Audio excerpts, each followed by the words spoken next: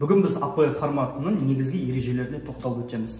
Жалпы API форматы дегеніміз не? Бұл қазіргі Қазақстандағы оқушылар лигасындағы ең жиі қолданылатын формат. Неге қолданылады? Өйткені оқушыларға ең алғашқы дебатпен танысқан адамдар үшін бұл формат басқа форматтардан қарағанда біршама жеңіл.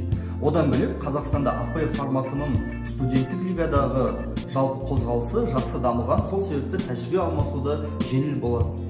Ендігі API форматының регламенті, ішіндегі спикерлері, функциясы, жалпы бұл форматтың негізгі ережелері қандай, соған тоқталайық.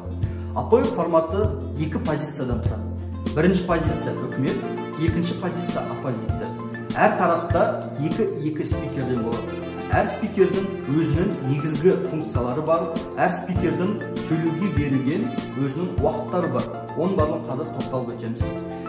Енді осы екі тарап кезек-кезек өздерінің функцияларына сай тұжырымды құлатып, немесе негіздегеннен кейін төрешілер сол екі тараптың кейсін салыстыра отырып, төрешіліктегі критериялармен сол айтылған заттардың, ұғымдардың салмағы, маңыздылығы, актуалдығы секілді басқа да талаптарға сайлығын көріп, салыстырып, ең соңында жеңісті береді.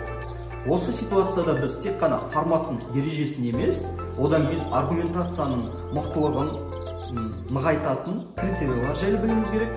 Сосын контраргументация қалай жүргізу керек, сараптама қалай жүргізу керек, бұны да жеке-жеке тереңірек түсінуіміз керек. Осындайда біздің кейсіміз басқа оппоненттен қарағанда мықтырақ болып, біз жеңіске оңайырақ жетеміз.